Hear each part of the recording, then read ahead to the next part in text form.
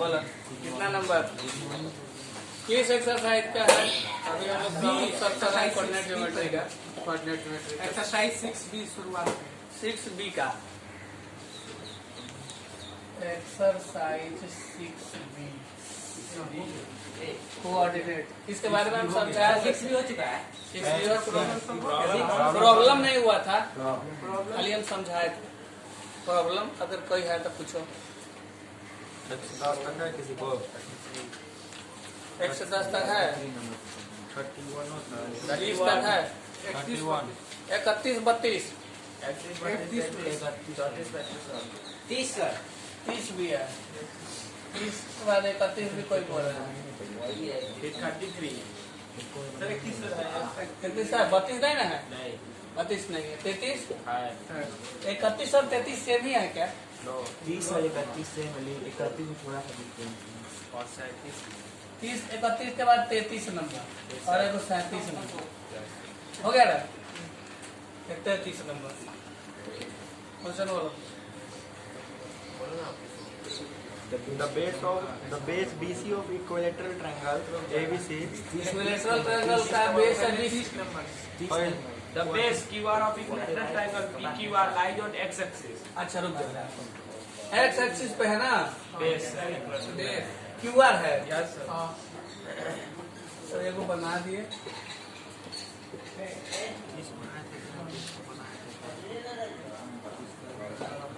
यहाँ पी ले लेंगे या पी होने के लिए यहाँ भी हो सकता है, 2 पॉसिबिलिटी है। चलो The base QR of equilateral triangle PQR lies on x-axis. The coordinates of point Q are -4, 0 हाँ। and the origin is the midpoint of the base. अच्छा बेस का मिड पॉइंट ओरिजिन है ना? Yes, sir. एकदम ठीक बना। Find the coordinates of E and R. P and R का निकालना है। अब तुम देख रहा है कि QR का मिड पॉइंट है O, तो मिड पॉइंट वाला फॉर्मूला से R तो निकल जाएगा, क्योंकि ओरिजिन है तो इसका वैल्यू हो जाएगा 0,0 क्या? तो y R में आती है यहाँ पे करा इस एक्स एक्सिस पे है तो y वाला वैल्यू कोऑर्डिनेट तो 0 ही होगा, तो इसका आंसर आएगा समथिंग कॉमा 0। क्या अभी समथिंग का वैल्यू निकाल लेते हैं। एक ट्रायंगल इक्विलैटरल है क्या? Yes sir. इक्विलैटरल है तब तक यहाँ से यहाँ का डिस्टेंस 4 यूनिट है, तो यहाँ से यहाँ का भी क्या होगा? 4 यूनिट ही होगा, बराबर रहेगा तब ना। अब P सर y चलो ध्यान दो, ऐसे निकालेंगे। यहाँ पे है ना P मालूम है, ये मालूम है, मिड पॉइंट वाले से ही 4 आया, इतना आ गया। अब P का वैल्यू निकालना है, x तो P को कुछ लेट करना होगा क्या?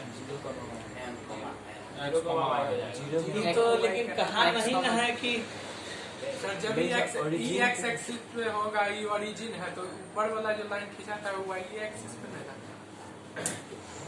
ओरिजिन से कोई भी लाइन ऊपर की तरफ और नीचे एक्स एक्सिस। मिड पॉइंट, हाँ उस पे होगा, सही बात। 0, ओरिजिन मिड पॉइंट है तो असल बात है एक्सिस वाई भी 0 को मोबाइल पे ले सकते हैं, नहीं भी लेंगे तब भी हो जाएगा, लेकिन ले लिए होगा ही होगा, क्योंकि जब बेस का मिड पॉइंट ये है तो भट्टे सोनी पे होगा ही। तो अब क्या होगा? PQ बराबर PR कर देते हैं अब बराबर QR कर देते हैं, तब आ नहीं जाएगा? बोलो इक्विलैटरल है तो तुम लिखेगा ना कि PQ बराबर PR बराबर QR। PQ में डिस्टेंस फार्मूला लगा दो, PR में डिस्टेंस फार्मूला, QR में डिस्टेंस फार्मूला, तो इसके हिसाब से आ जाएगा ना? तो वैल्यू तो आ ही जाएगा। 31 समझ गया नहीं? PQ निकाल लेना, PR निकाल लेना, QR निकाल लेना, तीनों को इक्वेट कर देना। हो सके कभी दुए में आ जाए तो ठीक है। 30 तो हो गया, 2 को में ही तो आ जाएगा। 30 के बाद बोलिए आ गया 31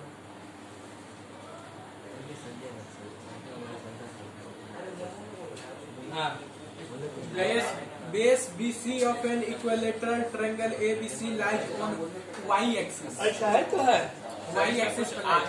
y एक्सिस पे मतलब इसमें x एक्सिस पे था उसमें y एक्सिस पे है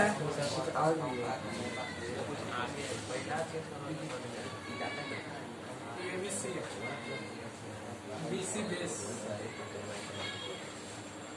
The coordinates of C are 0, minus 3. c का क्या है 0, minus 3. 0, minus Origin is the midpoint of the base. 0, 0 तो फिर b निकल जाएगा 0,3 यहाँ a हो सकता है नहीं तो इधर आ सकता है अब पूछ रहा है sir, also find the coordinates of another point D such that ABCD forms a rhombus. अच्छा कह रहा है कि इस तरह से होना चाहिए कि d क्या होगा Rhombus तब तो फिक्स हो गया कि a यहीं रहेगा a यहीं रहेगा तो इसको रोमस होने के लिए d को यहाँ पे आना पड़ेगा d को आना पड़ेगा तब तो इसका निकाल दो आराम से इसके हेल्प से तुम a तो निकाल ही चुके हो आज तुम कहेगा कि अगर यहाँ पे पॉइंट d है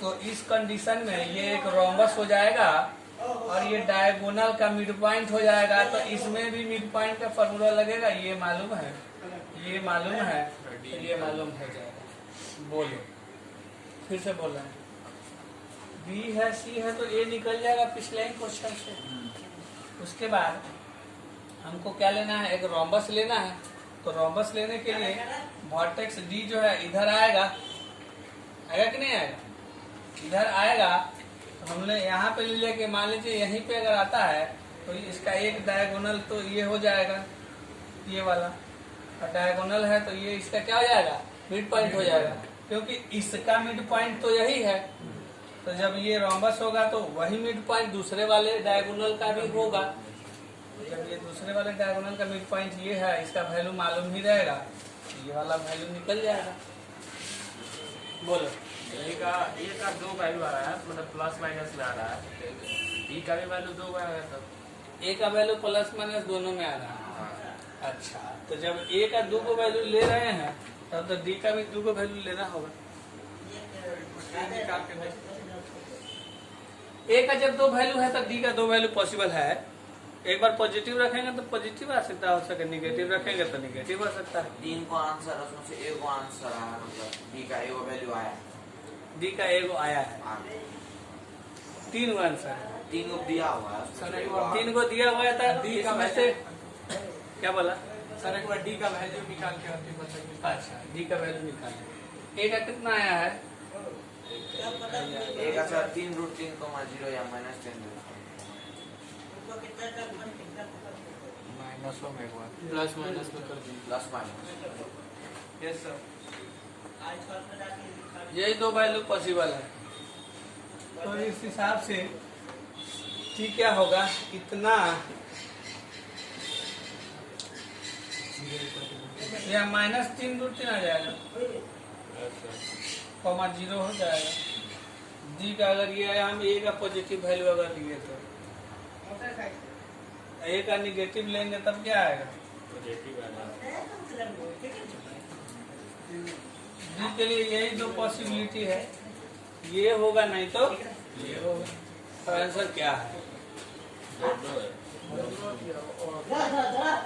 और 3 को आंसर और करके कौन कौन सर ऐसे दिया हुआ ए का वैल्यू दिया है जब 3,3 ए जब पॉजिटिव है तो डी निगेटिव है हाँ तो होगा ही प्लस में लिए तो माइनस में आया इससे जब माइनस वाला लेगा तो प्लस में आएगा वैसे लगा गलत दिया क्या ए 3√3,0 दिया है तो डी दिया है 3√3,-6 कॉमा -6 दोनों तो प्लस में दिया है ए प्लस में तो डी भी प्लस ही में दिया है तो डी के बारे में जरा पढ़ो तो ठीक है कि डी है कहाँ The की base BC of equilateral triangle ABC lies on y-axis. The coordinates of point C are 0, -3. The origin is the midpoint of base. Find the coordinates of the points A and B. Also find the coordinates of another point D such that ABCD is a rhombus. ABCD तो rhombus बनेगा ही sir, ABDC बन रहा है। ABCD is a rhombus ना, नहीं बनेगा। ABC मतलब को है कि D यहाँ लेना होगा। तो पहले कंडीशन में ABDC एक रोम्बस हो जा रहा था ना, लेकिन बुक में लिखा है कि ABCD इज ए रोम्बस।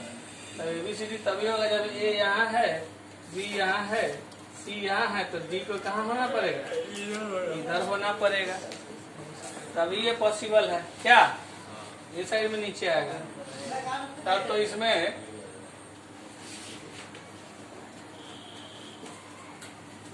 मेहनत ज्यादा हो जाएगा।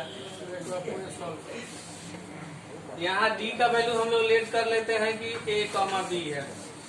अब ये जो है हमारा रोम्बस है, तो साइड बराबर होते जाएगा।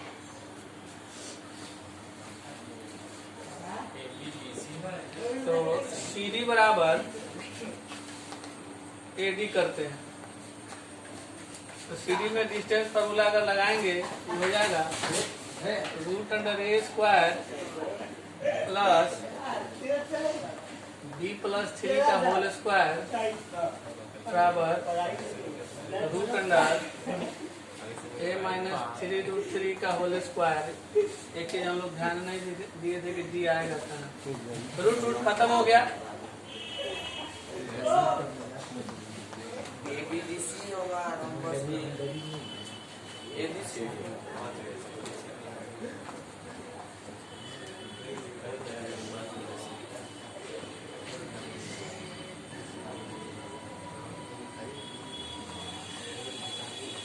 B² A² तो कट गया, बाकी कुछ बच गया। 6B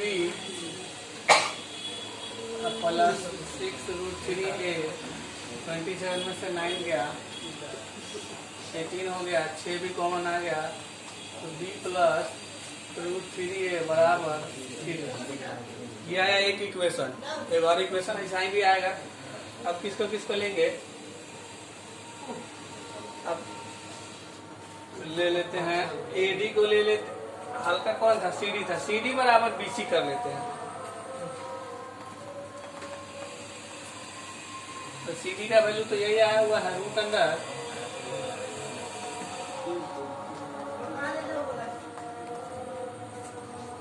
BC क्या आएगा, 0 माइनस A², लेकिन कटेगा नहीं, A² नहीं कटेगा। उसमें भी तो A है।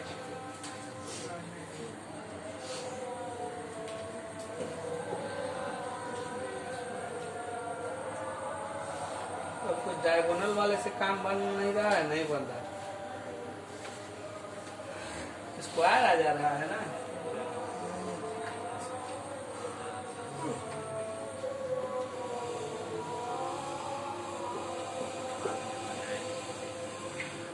अब क्या होगा,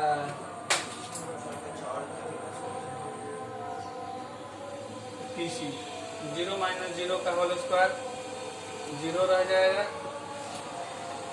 प्लस -3 का स्क्वायर 36 है। कुछ कटाने के बाद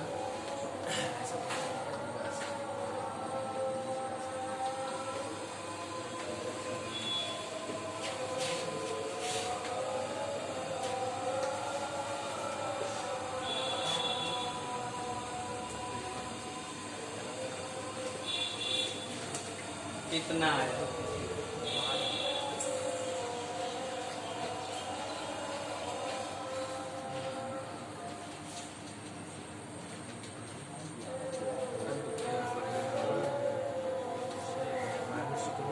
अच्छा स्क्वायरिंग दो साइड करेंगे, यहाँ से B का वैल्यू निकाल के यहाँ भरेगा, हो गया है। Thank you. 1 ले लिया जाएगा, 1 + 3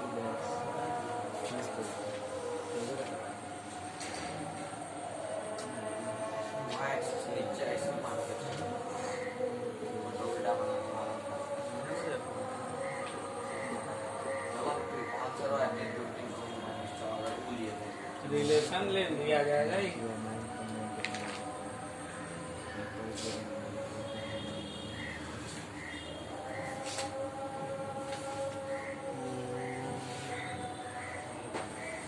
अच्छा सी का वैल्यू मालूम है क्या? और ए का वैल्यू मालूम है ना? ए सी का जो मिड पॉइंट होगा वही बी डी का मिड पॉइंट होगा। ये काम हम जल्दी कर दिए। Mid point of A C equal to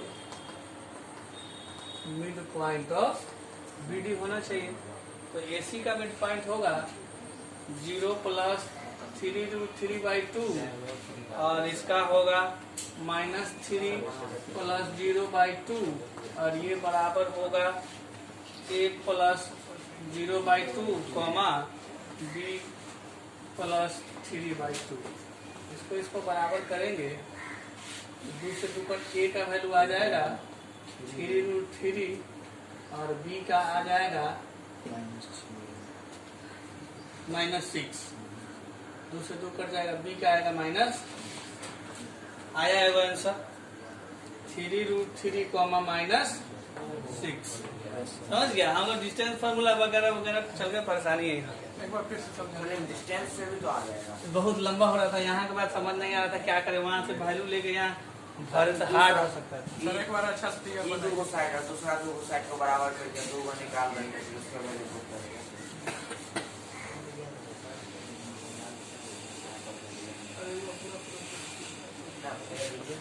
देखो ए बी सी डी एक रोमस हुआ ना, तो इसका डायगोनल और इसका डायगोनल सेमी पॉइंट पे मिलेगा ना, और डायगोनल सेमी पॉइंट पे मिलेगा। और वो पॉइंट क्या होता है? दोनों का मिड पॉइंट होता है। तो इसलिए इसका जो मिड पॉइंट है बी डी का mid point is equal to A C का मिड पॉइंट। तो निकाल दिए मिड पॉइंट फॉर्मूला से, ए सी का मिड पॉइंट और बी डी का मिड पॉइंट दोनों को बराबर कर दिए। तो वहां से a, b का वैल्यू आ गया। समझ गया? तो ये वैल्यू कब आया है? जब हम लोग a का वैल्यू 3√3,0 लिए हैं और a का वैल्यू निगेटिव वाले लेंगे तो और आंसर आएगा। ये वैल्यू कब है? जब a का वैल्यू है इतना। जब a का वैल्यू ये वाला डालेंगे तो दूसरा आंसर आएगा। When a equal to -3√3,0 then तब क्या होगा? फिर से mid point of A C is equal to mid point of B D. तो ए सी का मिड पॉइंट इस कंडीशन में तो सेम ही रहे, नहीं ए सी का मिड पॉइंट बदलेगा। 0 -3√3/2 कॉमा -3 प्लस 0/2 ये बराबर बी डी वाला सेम रह जाएगा। बी डी वाला क्या था? यही था a प्लस 0/2 b प्लस 3/2। इसको जब सॉल्व करेंगे तो 2 से 2 कट रहा है, a आ रहा है -3√3 और b आ रहा है -6। क्या? तो एक बार ये आंसर हो रहा है, a b का वैल्यू मिल गया, तो एक बार ये आंसर हुआ और एक बार ये आंसर हुआ। यही 2 आंसर है। समझ गया? डिस्टेंस फार्मूला से चल कर तो लेंदी हो रहा था, लेकिन होता अलग बात है, लेकिन नहीं बुझा रहा था कि अब क्या होगा।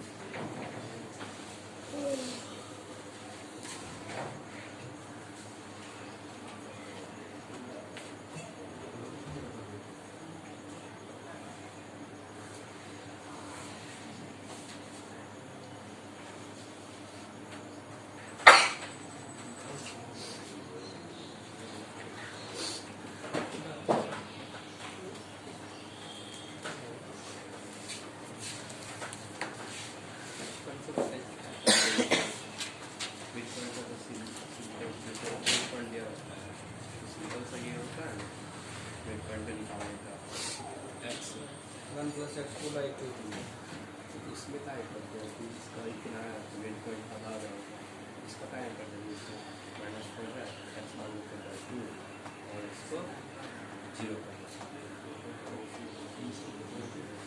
उसे ही करने मिड पॉइंट है। तो यहाँ से जो चीज जितना दूर है यहाँ से इधर वाला भी उतना ही दूर होगा। हो गया? अगले क्वेश्चन पे चले 33 नंबर पे। ये समझ गया ना?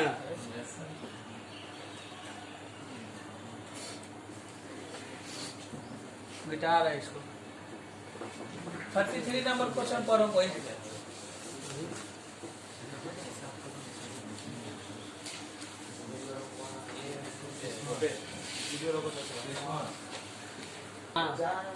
कितना नंबर? 33। बोलो question. ABCD is a rectangle ABCD is a rectangle formed by the points A, B, C, D. A का वैल्यू, A का वैल्यू -1 -1, हाँ B का -1, 4, C का 5, 4, D का 5, -1. इससे एक रेक्टेंगल बनेगा ना? बोलो आगे। If P, Q, R, S be the midpoint of AB, BC, CD, AD respectively. बना लेते हैं क्या? A का वैल्यू है -1 -1, B का है -1 4, C का 5 4, B का 5 -1। हाँ तो किसका किसका मिड पॉइंट है? इसका D है। जो कि AB का सर P है, P है। फिर Q, R है। अब ध्यान देना, AB का मिड पॉइंट है P, तो मिड पॉइंट से P का वैल्यू निकल जाएगा ना? Yes sir. मिड पॉइंट से इतना प्लस इतना बाई 2, -1 -1 बाई 2, -2 बाई 2, -1 -1 और 4 हो जाएगा 3 बाई 2। जैसे P का निकाले वैसे ही QRS का निकल जाएगा। इसका क्या आएगा बोलो? 3 5 में से 1 घट गया, 4 2 इसका आएगा 5 इसका 2 आएगा सर। माइनस आगे सबका वैल्यू क्या करना है? रोम्बस इसे इसको शो करना है कि PQRS को रोम्बस शो करना है, शो करना है। तब तो हो ही जाएगा। PQ निकालो डिस्टेंस फार्मूला से, डिस्टेंस फार्मूला इसमें, डिस्टेंस फार्मूला इसमें चारों साइड बराबर। पहला एक्सरसाइज याद करो ना, रोम्बस प्रूफ करने के लिए क्या किया था? चारों साइड बराबर, डायगोनल बराबर नहीं। यस सर, आ गया। तो ये चारों साइड तो बराबर हो जाएगा। अभी डायगोनल भी निकालना होगा, डायगोनल बराबर नहीं आना। ठीक है, तो इसको हमको लाना होगा PQ बराबर QR बराबर PQ बराबर QR बराबर RS बराबर PS। ये बराबर होना चाहिए and PR not equal to होना चाहिए। तो 6 को मेहनत करना होगा डिस्टेंस फार्मूला वाला। ये चारों है 2 6 को निकाल लेना, बराबर आएगा, बराबर नहीं आएगा तो रोम्बस हो जाएगा। 6 ही 4 को निकालना, 10 को मेहनत करना। हाँ 10 को मेहनत को भी हम लोग गिन सकते हैं कि 10 मेहनत कर सकते हैं क्या? एक क्वेश्चन बोलो अगला। 34 नहीं है, 33 के बाद कोई 37 लिखवा दिया था। Yes, sir. The midpoints of side BC, AC and AB of triangle ABC. Triangle ABC बना लेते हैं।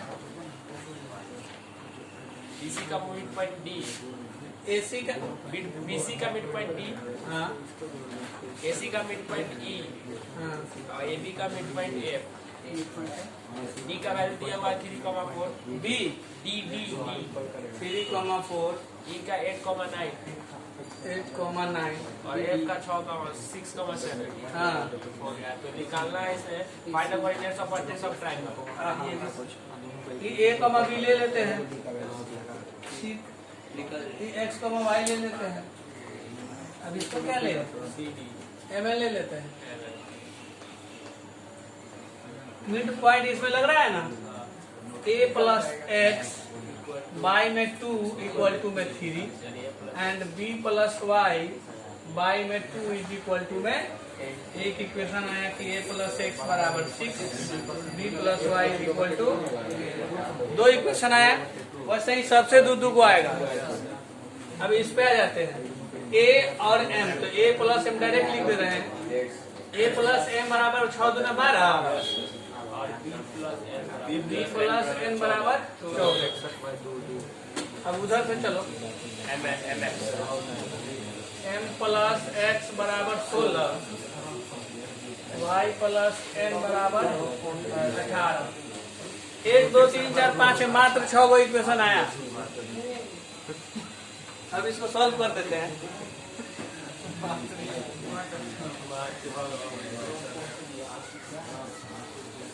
तो पहले क्या करते हैं कि 1 है, 2 है, 3 है, 4 है, 5 है, 6 है ना। पहले क्या करते हैं 1 3 5 को जोड़ लेते हैं। 1 3 5 को जोड़ लेते हैं। इक्वेशन 1 है, ये 2 है, 3 है, 4 है, 5 है, 6 है। Adding equation 1, 3 and 5. 1 3 5 जोड़ लेंगे ताकि पहला वाला सब ऐड हो जाए क्या। तो a और a 2a 2m 2x 2a 2m बराबर कितना होगा। बराबर हो जाएगा 5 18 18 44 17 34 ना होगा। 2 कॉमन ले लिए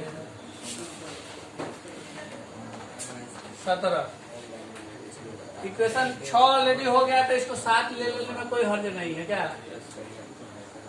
उसी तरह राइट वाला भी तीनों इक्वेशन को जोड़ लेते हैं।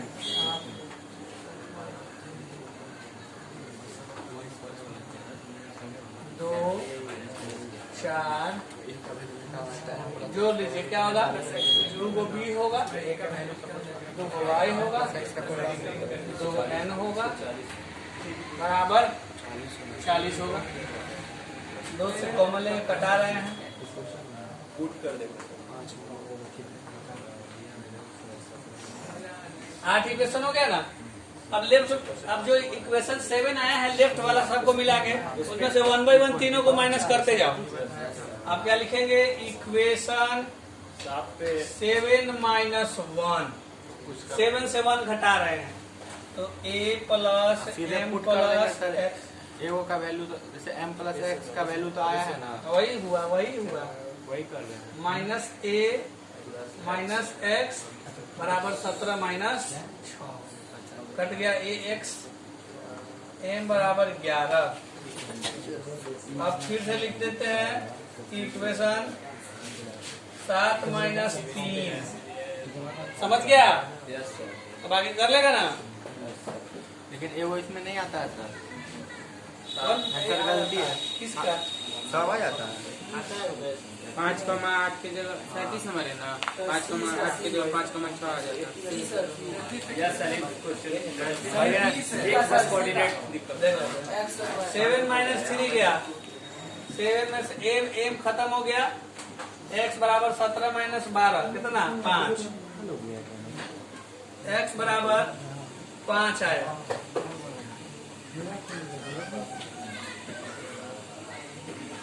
फिर से 7 माइनस 5 mx खत्म हो गया। a बराबर 17 माइनस 16 1।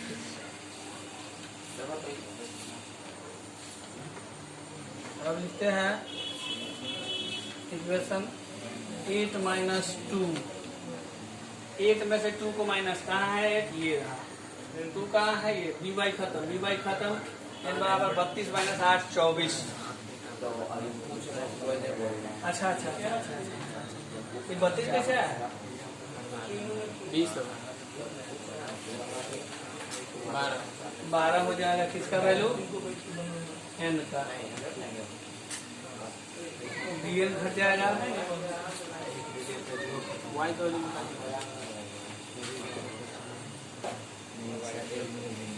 bn खत्म। y बराबर 6। यही नहीं आ रहा था, आ गया। नहीं, उसका 8 है। आंसर में दिया हुआ है 5,8। हम लोग का है 5,6। अच्छा 5,6 ही आएगा। x 5 आया है और एक 6 आया। सी का सर, c का 5,6 आंसर सही कर लेता था। कौन नंबर था? क्या सर गलत दिया हुआ है। गलत दिया हुआ है तो आया। तो लास्ट बच गया उसको लिख देते हैं 8 माइनस रूट 6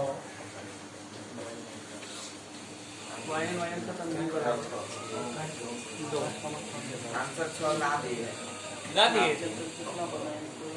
पूरा आंसर मिला दिया सर ना सर आंसर करके लाए हुए हैं प्रोसेस है 5.6 सही है। 5.6 तो सही है, पुराने वाला बात हो रहा है 8 जो लाएगा वो ना पूरा आएगा।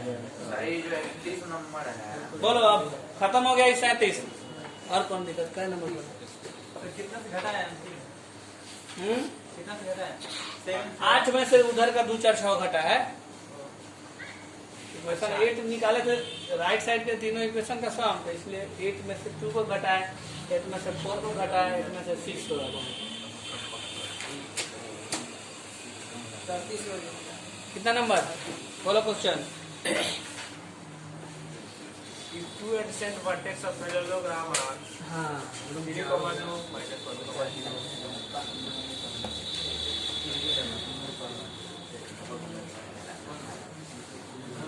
पैरेललोग्राम का 2 एडजेसेंट वर्टेक्स है ना और 30 हाँ बोलो कितना Adjacent vertex of parallelogram are 3,2 minus 1,0. Parallelogram बना लेते हैं।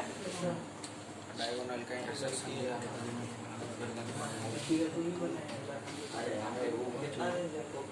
दो का एडिशन दिया हुआ है सर 3,2 minus 1,0.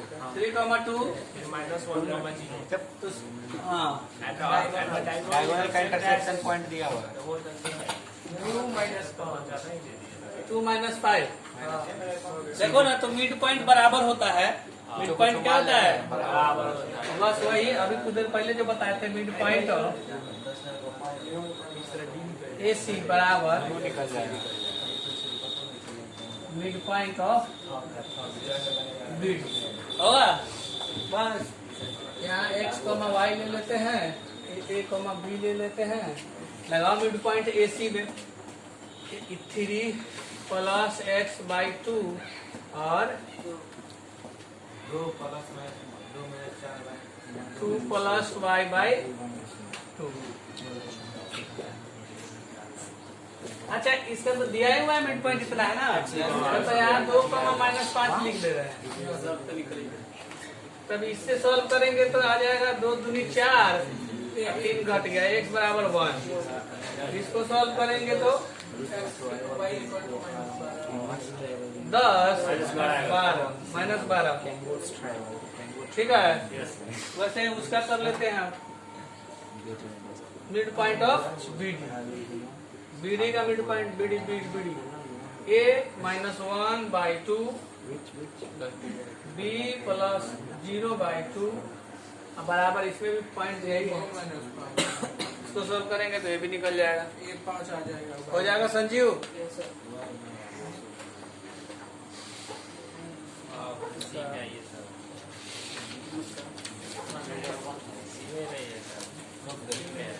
खत्म हो गया, आप सी में आ जाइए। सी में तो नहीं हुआ दिक्कत, एरिया बनाइए लिया हुआ, कोलिनियर वाला प्लस माइनस ये सब डिस्कस करिए दिए थे, लेकिन फिर भी बोलो सर एक 8 नंबर बस क्वेश्चन समझा दीजिए। 8 नंबर क्वेश्चन पढ़ो। सर जैसे find area of triangle ABC with vertex A is 1, -4. Body खराब हो रहा है ना, एक द्वारा बारिश हो रही क्या होगा ना? एक से जो side Find the area of triangle ABC हाँ। with vertex A 1, -4 and the midpoints of side throw A, B 2, -1 and 0, -1. और So plus फिर से बोलिए। find the area of triangle हाँ। with find area triangle with BC, triangle ABC। ABC एक triangle बना लिए। A दिया हुआ है 1, -4 and the midpoint of side throw A. Mid point of side passing through A, मतलब देखो A से जो साइड पास कर रहा है क्या है, AB है, और A से जो साइड पास कर रहा है वो क्या है, तो इसका मिड पॉइंट तुमको दिया हुआ है और इसका भी मिड पॉइंट तुमको दिया हुआ है। किसको किधर लेंगे? किसी को किधर ले लेंगे उससे किसी कोई को? फर्क। हाँ ये मिड पॉइंट है, मालूम है, ये निकल लेना, ये मिड पॉइंट है, मालूम है, ये निकल जाएगा, तीरा निकल गया तो लीजिए। 8 नंबर था सी वाले का ना। सी में और किसी को दिक्कत हुआ है कोलिनियर वगैरह में, ये भी प्रूव करने के लिए 1/a + 1/a = 1 टाइप का बता दिए। 8वां नंबर। हाँ कैसे बताया? बोले ए बी से एक ट्रायंगल है, ए का वैल्यू दिया हुआ है, ए से जो साइड पास कर रहा है, ए से पास करने वाला साइड ये है और ए से पास करने वाला साइड इसका मिड पॉइंट है। यहाँ तो कुछ दिया हुआ है वैल्यू, ये मिड पॉइंट है, कुछ वैल्यू दिया हुआ है, ये दोनों से मालूम है, मालूम है, ये ABC निकल निकाल जाएगा देंगे इसके फिर इसके। एरिया का। और बोलो तो सी में अब दिक्कत नहीं है, तो अब इसके बाद तो कुछ पूछने लायक रही ही नहीं है, क्योंकि डी में तो सबका समरी होता है। डी में 11 नंबर बोलो। Find the value of a so that the point 3, a lies on the line represented by 2x minus 3y equal to 5. एक लाइन है 2x - 3y Equal to 5. = 5। यही मतलब निकालना है find the value of a so that the point 3,0 3, a 3, a lies on the line represented by 2x minus 3y equal to 5. ये एक point दिया हुआ है ना, तो line तो किसका वैल्यू निकालना है? एक का वैल्यू निकालना है सर। इसमें x का वैल्यू 3 हो जाएगा। x का वैल्यू 3 ये जो पॉइंट रहता है वो x, y के फॉर्म में रहता है ना, मतलब यही ना होगा, उसमें वैल्यू डाल देंगे तो आ जाएगा। x से जगह पर 3 भरो और y की जगह पर 1 भरो। का वैल्यू रखते हैं। समझ गया? एक और है sir, if the centroid of triangle ABC having vertex A B C दिया हुआ है सर। a का वैल्यू दिया है, A का वैल्यू दिया है A, B, अच्छा b का भी दिया है, B, C, c का भी दिया है, C, A। सेंट्रॉइड g होता है, निकाला है, ओरिजिन दिया हुआ है सेंट्रॉइड, मतलब 0 0 0 0 0 है, तो find the value of A + B + C। तो आराम से निकल जाएगा। x1 + x2 + x3 सेंट्रॉइड का फार्मूला होता है x1 + x2 + x3/3 = 0, तो उससे जो भी अननोन है वो निकल जाएगा। 0/3 0 ही ना आ जाएगा सर। 0 आंसर होगा। x कुछ मान लेंगे। हाँ सर,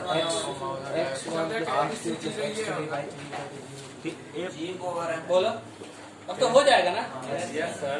हाँ हो जाएगा। फार्मूला ये वाला लिखेंगे, तो वैल्यू दिया है इसमें जो मालूम है x1 x2 x3 में भर देना है, सीधे 0 से गुना यहाँ करेंगे, 0 हो ही ना जाएगा, आएगा। यहाँ से आएगा x1 जोड़ x2 जोड़ x3 = 0। अब x1 x2 x3 का वैल्यू तो होगा इस सब पॉइंट का, सीधे अप्लाई इसी का वैल्यू निकालना, इसी का वैल्यू 0 ही होगा सर। वैसा A + B + C का वैल्यू निकालना। तो मतलब a का वैल्यू a, समथिंग है क्या? हाँ, a, इसका b, समथिंग है, हाँ, फिर C, इसका C, A। तब तो हो ही गया, x1 a है और x2 b है और x3 c है। वही पूछना है आपको, a + b + c का वैल्यू क्या होगा?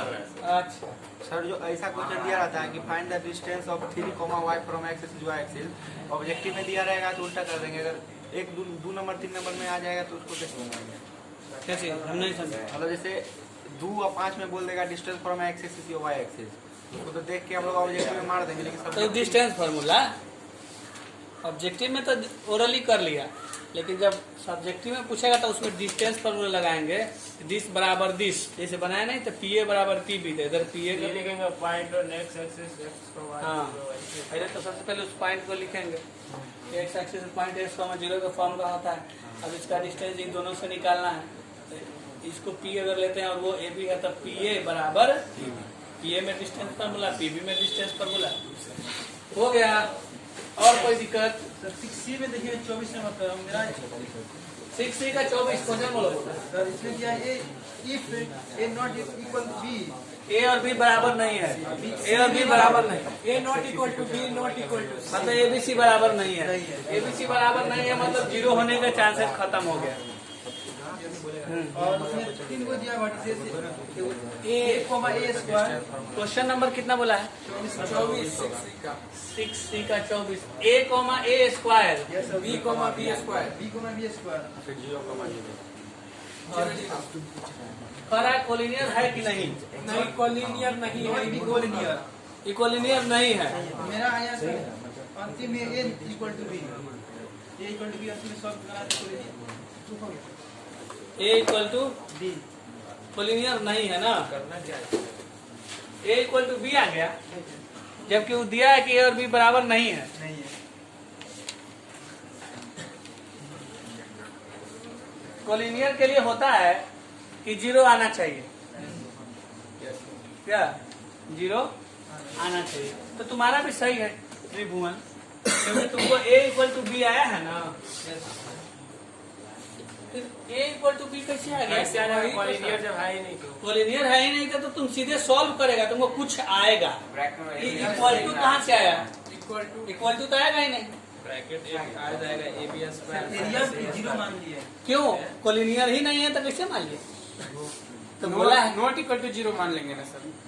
कहा कि कोलिनियर नहीं है ये दिखाना है, तो तुमको सीधे सॉल्व करते जाना है, 0 नहीं आना चाहिए। जैसे सर आया शायद आएगा ए बी स्क्वायर चलो देखो, A B into B minus A B into B minus A आएगा। ये आएगा तुमको 1/2 तो सही बात है, 1/2 अपने आप में इक्वल टू 0 नहीं, इसलिए 1/2 लेके चलना होगा। है कि कोलिनियर थोड़े है कि इक्वल टू 0 लिए तो 2 गायब हो गया, उसको शो करना है। तो इसलिए जो बेसिक फॉर्मूला है उसको लिखेंगे, एरिया निकालेंगे। a b square minus 0 plus b 0 minus a square 0, इसको छोड़िए, इतना खत्म है। ये हो गया a b square minus A minus a square. सीधे प्लस सीधे प्लस मतलब 20 आ गया, माइनस लेंगे तो माइनस ये भी कॉमन ले लेते हैं। इतना हो जाएगा, लेकिन आप सिर्फ प्लस ही लेके अब तुमको मालूम है कि b और a बराबर नहीं है, बराबर रहता तब तो 0 हो जाता, लेकिन ये 0 नहीं होगा। ये बात तो हो गया कि 0 नहीं होगा। 0 नहीं होगा तो या तो माइनस में होगा, नहीं तो प्लस में होगा। अगर माइनस में भी होगा तो ओवरऑल बाहर निकलेगा पॉजिटिव बन के ही। मान लिया अगर निगेटिव आया, निगेटिव को पॉजिटिव से गुना किया तो निगेटिव, मॉडुलस से बाहर आएगा तो पॉजिटिव, मतलब 0 नहीं आ रहा। अगर ये पॉजिटिव आ रहा है तो पॉजिटिव आ रहा है तो पॉजिटिव गुना पॉजिटिव, पॉजिटिव बाहर निकला तो पॉजिटिव, मतलब ये वैल्यू जो है नॉट इक्वल टू 0, 0 के इक्वल छोड़ देंगे ना। हाँ, नॉट इक्वल टू 0 देखने से लग गया, तो इसीलिए ये कोलिनियर नहीं है। बराबर कहाँ से कर दिया? बाय में 2 भी हटा दो। 1/2 हटाएगा क्या है? रहेगा, उधर कुछ रहेगा तब ना 2 उधर जाएगा, उधर तो इक्वल टू कुछ है ही नहीं। हो गया, दिक्कत खत्म। तो अब ए बी सी में नॉट इक्वल टू है, सी का तो कोई यूज नहीं हुआ, सी था ही नहीं, इसमें कहाँ सी है? सी नहीं देना चाहिए उसको, क्या सी इसमें है ही नहीं, सी का यूज ही नहीं हुआ। उस साइड लिखा होगा sir A not equal to B not equal to 0 दिया होगा। हाँ ये हो सकता है, सी लिखा गया होगा। सी लिखा गया होगा। 0 दूसरा सही बोला, सही बोला। A not equal to B not equal to 0। ये हाँ यही सही है, बुक में सही कर लो। A not equal to B, B not equal to 0 होगा, ताकि अगर 0 अगर हो जाएगा तब यहाँ पे 0 ला सकता है। क्योंकि ऐसे तो 0 ले into सकते हैं ना। ऐसे तो बी को भी 0 ले सकते हैं। हाँ, जब जब नहीं नहीं करें। ले लेंगे। इसीलिए वहाँ पे सी नहीं है, वहाँ पे 0 है। ठीक है, केवल कर दो।